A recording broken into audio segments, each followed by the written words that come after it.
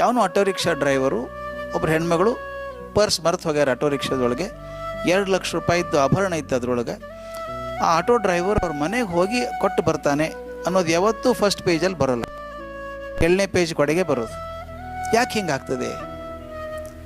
ಕಲಾಂ ಅವ್ರಿಗೊಂದು ನಾನು ಮಾತು ಹೇಳಿದೆ, ಸರ್ ಏನಾಗಿದೆ ಅಂದರೆ ಬರೀ ಕೆಟ್ಟು ನೋಡಿ ನೋಡಿ ನೋಡಿ ಮನಸ್ಸು ಆ ಕಡೆನೇ ಎಳೀತದೆ, ಒಳ್ಳೇದಿದ್ರೆ ಆ ಕಡೆನೇ ನೋಡ್ತಾರೆ ಜನ ಅಂತ. ಒಂದು ಪ್ರಯೋಗ ಮಾಡಿದರು ಅವರು. ಒಂದು ಇಲೆಕ್ಟ್ರಾನಿಕ್ ಮ್ಯಾಗ್ಝಿನ್, ಗುಡ್ ಅಂತ ಒಂದು ಮ್ಯಾಗ್ಝಿನ್ ಮಾಡಿದರು. ಜಗತ್ತಲ್ಲಿ ಈ ವಾರದಲ್ಲಿ ಒಳ್ಳೇದೇನಾಯಿತು ಅನ್ನೋದನ್ನು ಮಾತ್ರ ದಾಖಲೆ ಮಾಡಬೇಕು. ನಂಬಲಿಕ್ಕೆಲ್ಲ ಒಂದು ವರ್ಷದೊಳಗೆ ಸುಮಾರು 8ರಿಂದ 9 ಲಕ್ಷ ಜನ ಮೆಂಬರ್ ಆಗಿದ್ದರು. ನನಗೆ ಹೇಳಿದ್ರು, doctor K U R right, ಹೇಳಿದ್ದು ಕರೆಕ್ಟ್ ಇದೆ. ಅದು ಒಳ್ಳೇದು ನೋಡೋಕೆ ಸಿಕ್ಕರೆ ಜನ ನೋಡ್ತಾರೆ, ಸಿಗದೆ ಹೋದ್ರೆ ಏನು ಮಾಡ್ತಾರೆ, ಕೆಟ್ಟದ್ದು ನೋಡ್ತಾರೆ ಅಂತ. ಇದು ಯಾಕೆ ನೆನಪಾಯಿತು ಅಂದರೆ, ನಮ್ಮ ದಿಲೀಪ್ ಕುಮಾರ್ ಈಗ DK ಮೋಟಿವ್ ಅಂತ ಒಂದು ಹೊಸ ಚಾನೆಲ್ ಮಾಡ್ತಾ ಇದ್ದಾರೆ.